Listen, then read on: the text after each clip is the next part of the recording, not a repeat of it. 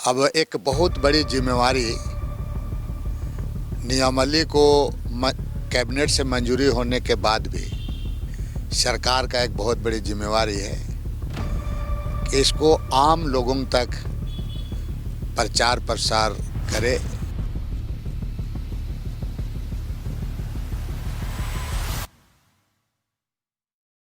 क्योंकि जो नियमावली बना है, जिनके लिए नियमावली बना है, उन लोगों को इस नियमावली को जानने की आवश्यकता है। कुछ चीज़ें हैं कहीं कहीं पर इसका लोगों में असंतोष जाहिर करते हैं, कई एक तरह की बातें आती हैं, लेकिन इसको प्रैक्टिस में लाना बहुत ज़रूरी है।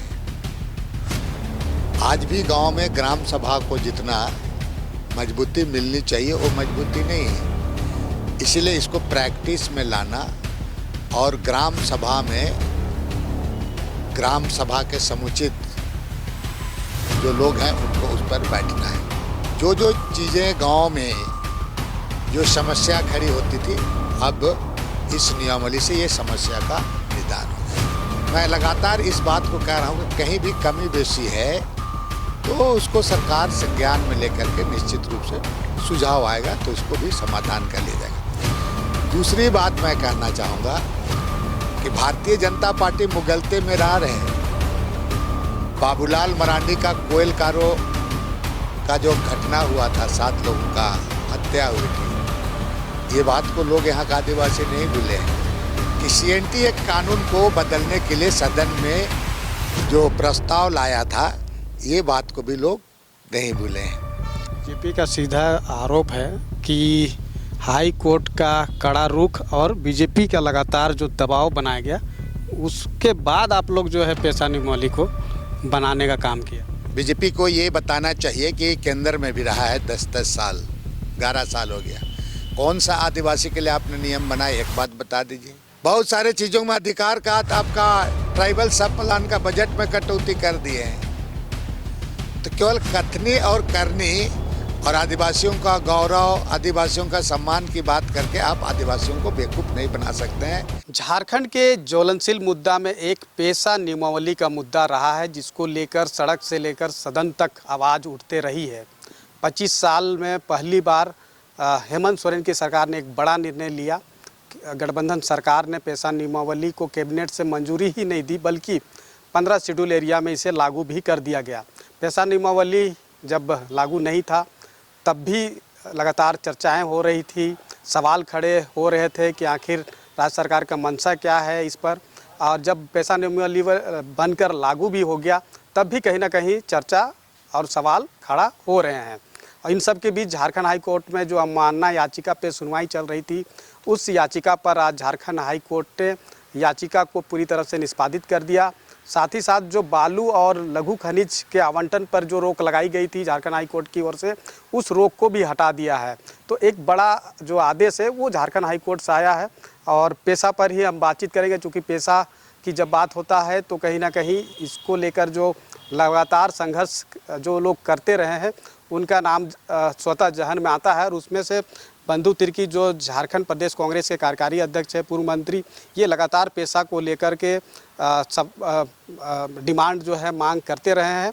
और पेशा नियमावली लागू करने की मांग को लेकर आंदोलन करने के दरमियान इन्हें जेल भी जाना पड़ा था। तो इनसे ही हम समझते हैं। दादा, सबसे बड़ी बात है कि आज जो पेशा नियमावली को लेकर जो अवमानना याचिका दाखिल की गई थी, आज सुनवाई के पश्चात कोर्ट ने जो है निष्पादित कर दिया। तो इस कोर्ट के इस आदेश को आप किस तरीके से देखते हैं? देखिए, पेशा नियमावली को लेकर जो अवमानना दाखिल किया गया था, आज माननीय उच्च न्यायालय ने इसको निष्पादित कर दिया।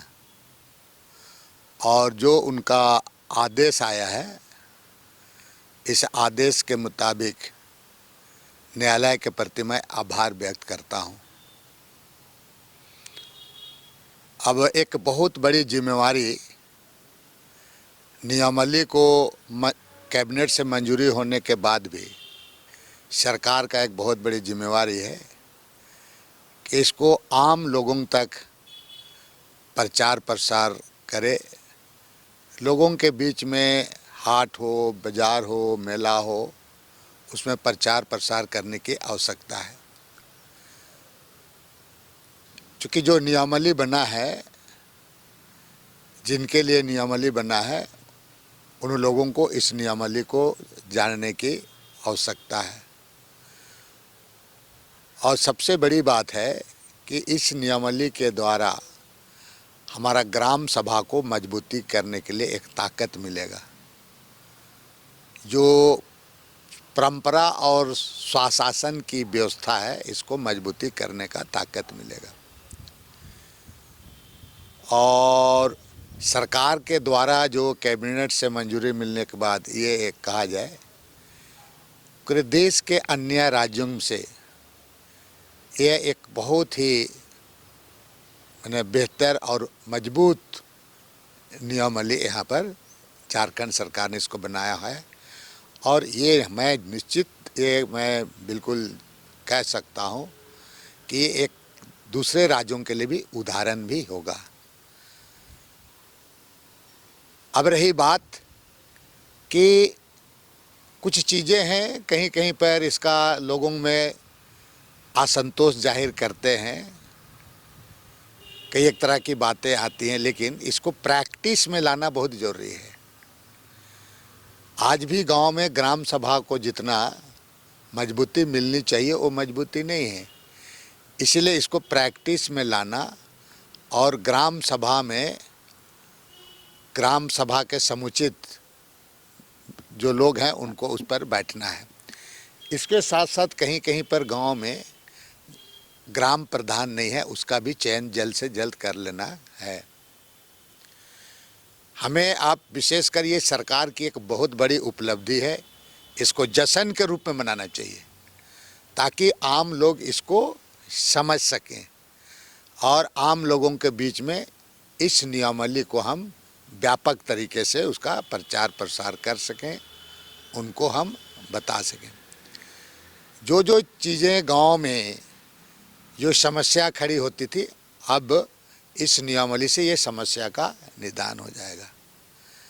जैसे आपका बालू का मामला है, गांव में पत्थर खदान वगैरह का मामला है, वन उत्पादकता का मामला है, और उसी तरीके से अगर कहा जाए तो लैंड इशू, सबसे बड़ा चीज़ लैंड इशू। और ये लैंड इशू में पेशा नियमावली में पूरा अधिकार दिया गया है कि जब तक ग्राम सभा से उनका सहमति नहीं होगा, किसी भी जमीन को कोई उसका अधिग्रहण नहीं कर सकता है। और यहाँ जो जमीन का लूट के लिए छूट जैसे था, अब ये आपका संभव नहीं होगा। तब है इसके लिए गांव के लोगों को ग्राम सभा का महत्व देते हुए ग्राम सभा में इस सब चीज़ों को चर्चा और ये सब चीज़ों को बात होनी चाहिए। और विशेषकर अगर हम आदिवासियों का भला चाहते हैं, हर लोग चाहता है, निश्चित रूप से चाहता है हर लोग, तो आप इसका प्रचार प्रसार करें और लोगों को समझाएं। बिना मतलब का आप लोगों को दिग्भ्रमित करने का दिग्भ्रमित ना करें। मैं लगातार इस बात को कह रहा हूं कि कहीं भी कमी बेशी है तो उसको सरकार संज्ञान में लेकर के निश्चित रूप से सुझाव आएगा तो इसको भी समाधान कर लिया जाएगा। दूसरी बात मैं कहना चाहूँगा कि भारतीय जनता पार्टी मुगलते में रह रहे, बाबूलाल मरांडी का कोयल कारो का जो घटना हुआ था, 7 लोगों का हत्या हुई थी, ये बात को लोग यहाँ का आदिवासी नहीं भूले हैं। रघुवर दास मुख्यमंत्री थे तो छात्रावास में घुस घुस कर लड़कियों को जिस तरह से लाठी मारा गया, ये लोग भूला नहीं है उसको।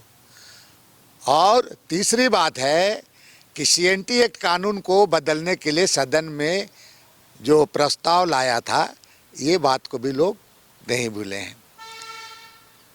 हाँ, थोड़ा टाइम जरूर लगा है इसमें, लेकिन मैं इस बात को भी लगातार कह रहा था कि एक बहुत संवेदनशील मामला है। इसलिए सरकार इसको बहुत बारीकी से सोच समझ करके, चूँकि कई जाति समुदाय के लोग, कई तरह के लोग रहते हैं, धर्म के लोग रहते हैं, तो पूरी चीज़ों को सरकार इसको ध्यान में रखते हुए, एक एक चीज़ों को बारीकी में से ध्यान में रखते हुए, जो यहाँ की परंपरा, यहाँ की व्यवस्था और नियमावली का अध्याय 1 में 2 में दिया हुआ है, जो परंपरागत चीज़ है, जैसे कहीं ढोकलो सोहर है, कहीं आपका पहान है, कहीं महतो है, कहीं माझी परगनायत है, ये पूरी चीज़ों को सरकार के द्वारा इसका समाहित इन चीज़ों को ये मान सकते हैं कि ये जो नियमावली पे मैं कह रहा था कि जो टाइम लगा, तो बहुत लोग सोचता है भारतीय जनता पार्टी की नहीं, मैंने हम लोगों ने भी किया वो किया, ये फिजूल की बात नहीं। 25-25 साल तक उनका शासन रहा, उन्होंने क्या किया राज्य की जनता जानती है। हेमंत सोरेन को बधाई देने की ज़रूरत है, गठबंधन की सरकार के प्रति आभार व्यक्त की आवश्यकता है, और विशेषकर आपका हमारे आदरणीय के राजू जो बहुत इस पर एक्सरसाइज किए प्रभारी, और ग्रामीण विकास सह पंचायती राज मंत्री का बहुत बड़ा योगदान रहा है, उन लोगों को भी आभार मैं व्यक्त करता हूं, और लोगों को भी उनके प्रति आभार देना चाहिए। अब ज़रूरत है इसको, हम इसको एक सेलिब्रेट करें, इसको हम लोगों के बीच में प्रचार प्रसार करें, ताकि ये ग्राउंड लेवल तक जा सके। बीजेपी का सीधा आरोप है कि हाई कोर्ट का कड़ा रुख और बीजेपी का लगातार जो दबाव बनाया गया, उसके बाद आप लोग जो है पेशा नियमावली को बनाने का काम किया। बीजेपी को ये बताना चाहिए कि केंद्र में भी रहा है 10-10 साल, 11 साल हो गया, कौन सा आदिवासी के लिए आपने नियम बनाए, एक बात बता दीजिए। आप तो गुजरात में आदिवासियों का पैसा से आप रैली करते हैं, आदिवासियों के योजना विकास का पैसा को आप रैली में ही करते हैं। ऐसी कौन सा आप कोई ऐसा पॉलिसी बनाए इन दिनों में। और आप झारखंड में भी रहा था रघुवर दास, सबसे ज़्यादा सरकार इनकी कराया था। आज पेशा नियमावली कानून कौन बना, ये यूपीए गवर्नमेंट बनाया। आज आपका भूमि अधिग्रहण कानून 2013 किसने बनाया था, आप तो उसको पलट देने का काम किए, ये यूपीए कांग्रेस गवर्नमेंट बनाई। वन पट्टा अधिकार नियम का अधिकार किसने दिया, ये कांग्रेस सरकार ने दिया। उसी तरीके से आपका भोजन का अधिकार क्या किसने दिया, कांग्रेस सरकार ने दिया। शिक्षा का अधिकार किसने दिया, कांग्रेस सरकार ने दिया। ये बताओ ना आप क्या किए। चलो ठीक है, आप बोल रहे कि हमारा दबाव फलना दबाव बोले, आपने क्या किया। अरे आपने तो 17 साल था, आप पेशा का नाम लेने से भड़क रहे थे। आप वो दिन भी हमने देखा है, पेशा कानून को लेकर के लोग सड़क पर उतरते थे, आप लाठीचार्ज करवाते थे। इसको बोलने का और करने का कोई नैतिक अधिकार नहीं है। ये राज्य की जनता को समझने की ज़रूरत है और राज्य की जनता को बतलाने की ज़रूरत है। क्योंकि झारखंड के लोग बहुत भोले भाले होते हैं, तो उसी को वो एक तरफ से गुमराह करने का प्रयास करता है। कौन सा एक भी बताओ ना, आप कौन सा किया। आप तो स्कॉलरशिप तक को रोक दिए, यहाँ पर आपका हिस्सा नहीं दे रहे हैं। बहुत सारे चीज़ों में अधिकार का आपका ट्राइबल सब प्लान का बजट में कटौती कर दिए हैं। तो केवल कथनी और करनी और आदिवासियों का गौरव, आदिवासियों का सम्मान की बात करके आप आदिवासियों को बेवकूफ़ नहीं बना सकते हैं। भारतीय जनता पार्टी कहीं मुंह दिखाने लायक नहीं रहेगी। यहाँ पर गठबंधन मजबूती से साथ खड़ा है, कहीं नहीं ये है। तब है कि कुछ हमारे लोगों को भी इस पर कुछ अगर कमी बेसी है तो इसको इन हाउस में बैठ करके इसको, यह अभी भी इसमें पेशा नियमावली में आधा गिलास है पानी समझ लो, उसको पूरा करना है, ऐसे समझिए। तो इसके लिए सभी लोगों का सहयोग की आवश्यकता है और माननीय मुख्यमंत्री बिल्कुल इस पर संवेदनशील हैं, गंभीर भी हैं और वो कर भी रहे हैं। सरकार इस पर काम कर रही है। ये जो नई पेशा नियमावली बनी है, लागू भी हो गया है, कहा जा रहा है कि ग्राम सभा मजबूत होगा, आदिवासियों का जो स्वशासन परंपरागत व्यवस्था है वो सशक्त होगा। तो सबसे बड़ी बात है कि आदिवासियों की दशा और दिशा किस तरफ से कैसे बदलेगा, आर्थिक रूप से, सामाजिक तौर पे, ये भी तो एक बड़ा सवाल है। दीपक जी, ये आप बहुत सही सवाल करें। इसीलिए आज CNT एक्ट कानून है और यही जागरूकता नहीं होने के कारण हादसा क्या हुआ है, ये बात को भी हमको समझने की जरूरत है। आज भी ग्राम प्रधान को सही रूप से उसका महत्व देने की आवश्यकता है। ग्राम सभा में सभी लोगों को बैठना चाहिए, बात होना चाहिए। एक तरफ से कहा है ग्राम सभा गांव का एक विधानसभा की तरह है,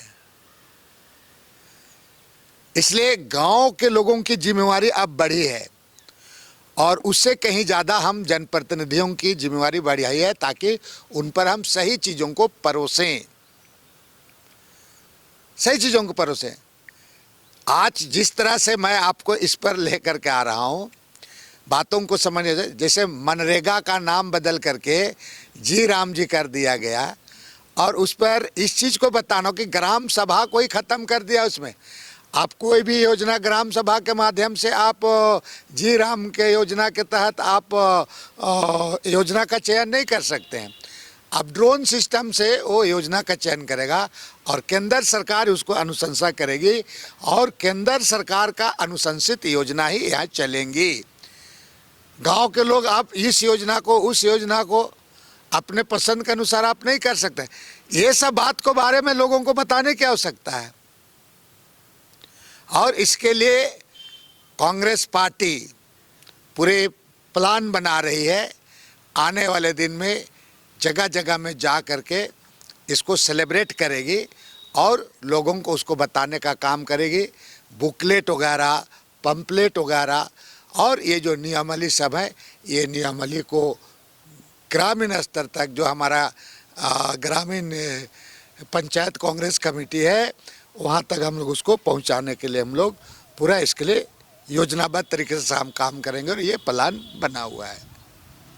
पेशा नियमावली बनकर लागू भी हो गया है। अब देखना होगा कि क्या बदलाव आदिवासी समाज में आता है। कहा तो जरूर जा रहा है कि आदिवासियों के स्वशासन परंपरागत व्यवस्था मजबूत होगी, ग्राम सभा सशक्त होगा, लेकिन जब पूरी तरह से यह लागू होगा। हालांकि यह बात जरूर है कि अभी भी इसको लेकर जो नियमावली बनी है उसको लेकर जागरूकता लोगों में फैलाने की ज़रूरत है और उस दिशा में काम करने का काम कांग्रेस पार्टी करेगी, ऐसा कहा जा रहा है।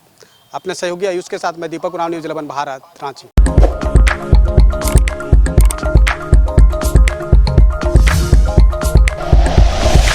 Like and share videos, subscribe करें हमारा चैनल और प्रेस करें बेल आइकॉन। न्यूज़ 11 भारत, सच है तो दिखेगा।